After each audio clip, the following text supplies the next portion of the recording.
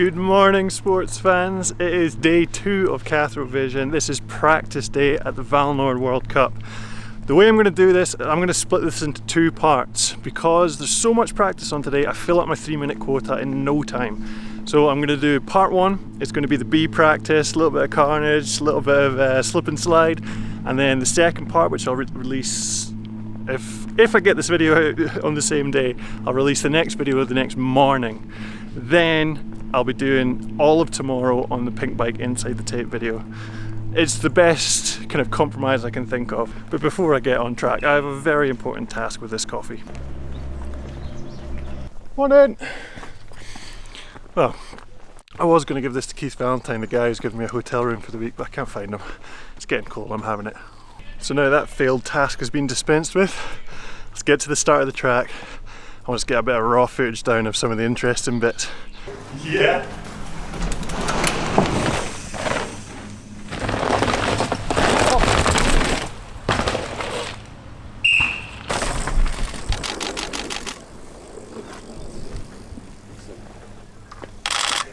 Did you get her?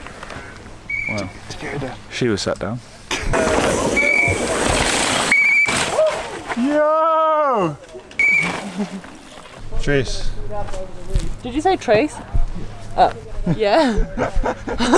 What are the conditions like this morning?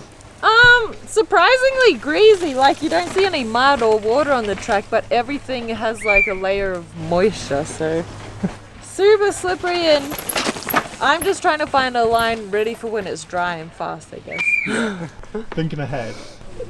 Yeah, well, what is it, 8:30 or something? Yeah, it's early yet.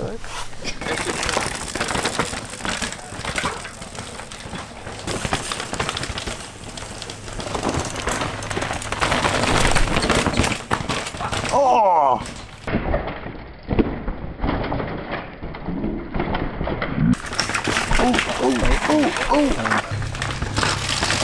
Oh, the lads! Just got some chat from some of the riders that the bottom of the track is absolute carnage, so I'm going to make my way down as quick as I can, film that bottom section.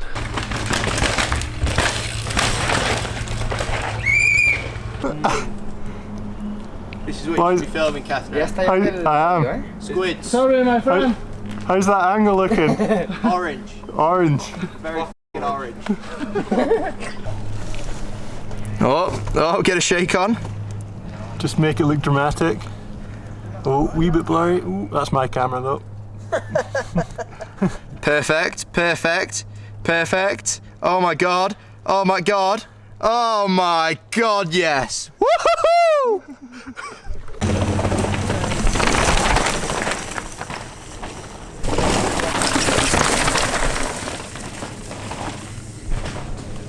Yes! Someone did it. Good thing. Behind me is that first new line choice section that we spotted on track walk yesterday. Looks like most riders are on the inside, given how chewed up it's getting.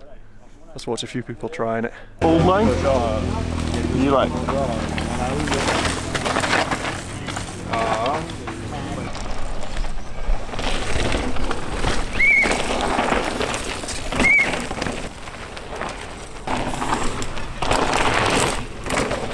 Track is looking good. With these bits that have been straightened out, I'll eat my hat. I know a few people would want me to if the times aren't faster at the World Cup this year.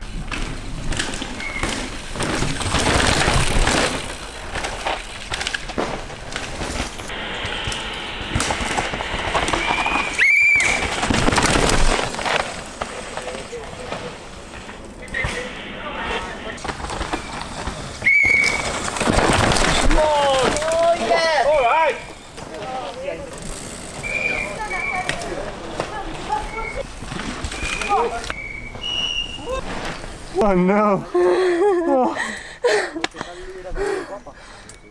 Okay.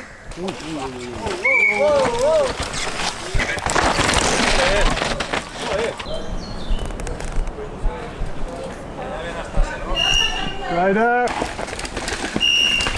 Oh baby!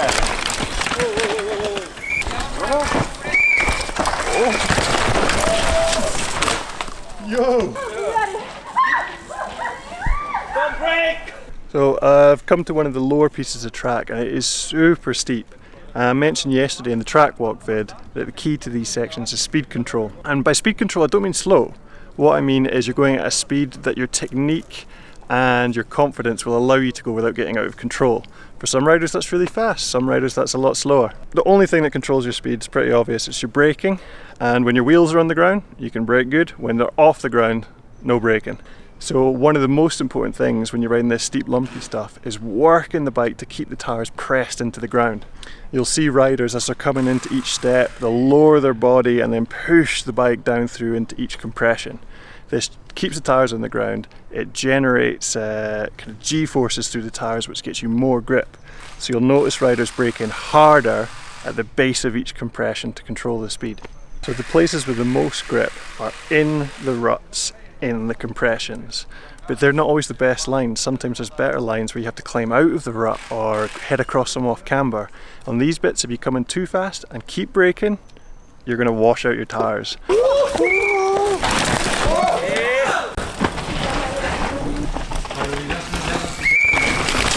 Oh. You okay? You okay?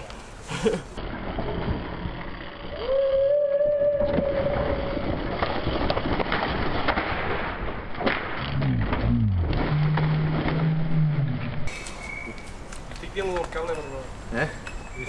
So you have to brake where there's grip and light on the brakes where there's not.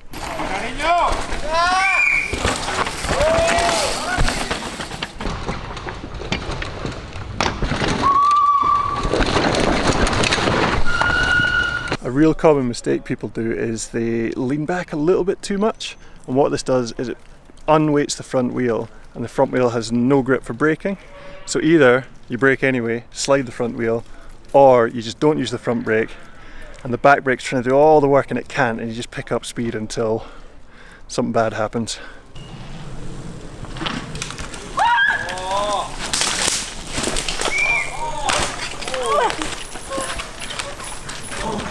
Shit. Oh my god. It just got a bit wild. So riders have to maintain a centered body position. Centered doesn't mean, you know, weight right forward. It means when the bike is pitched down, you still have a bit of weight in your hands so you can drive the front wheel into the ground, make that front wheel grip.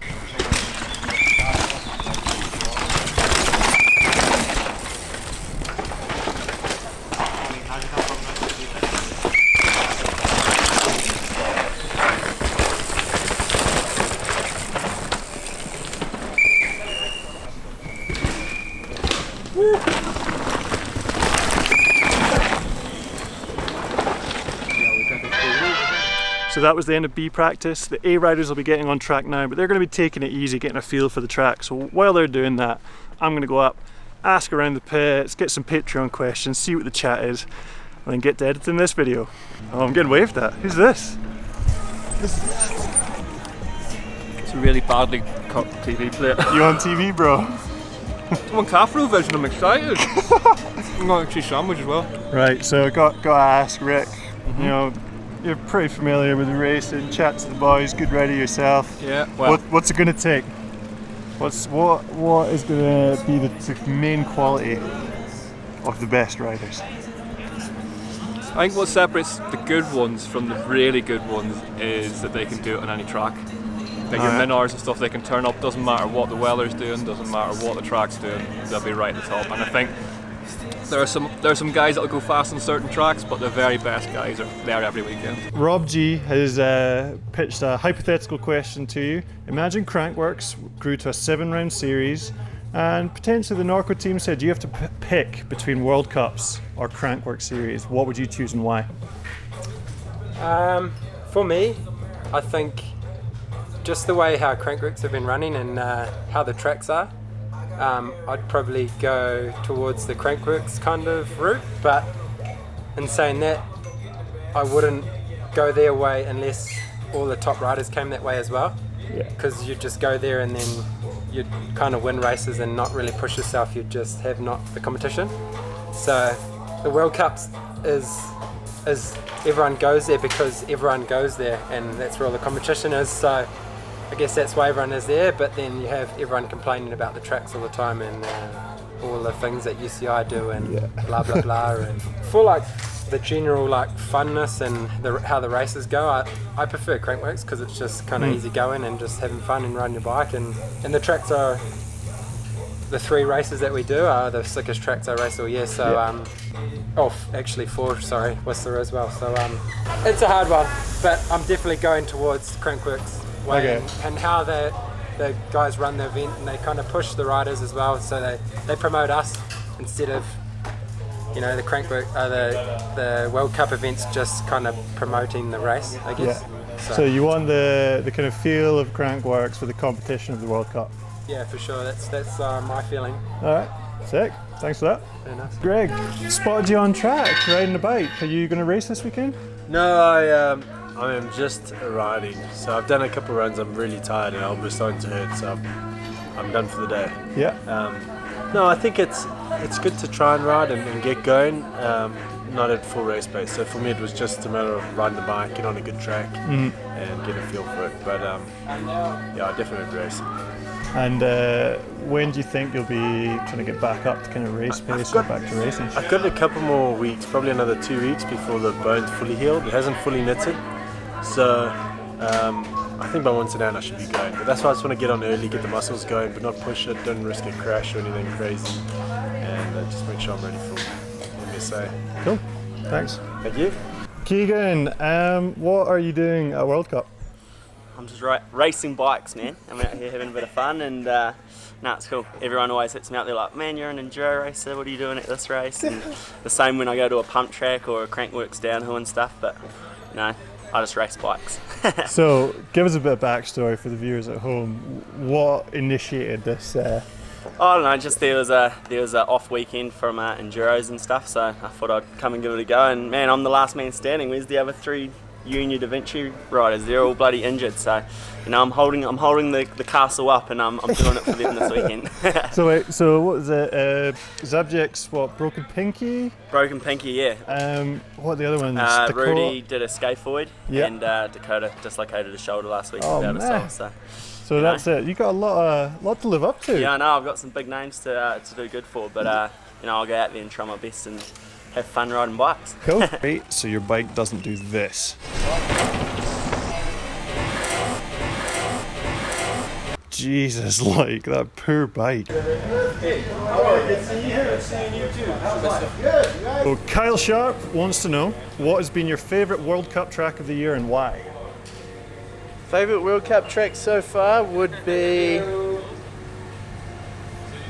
have to say Croatia. Croatia was pretty sick because it was totally different, and I feel like it was a track that you had to be really precise on and like be super patient.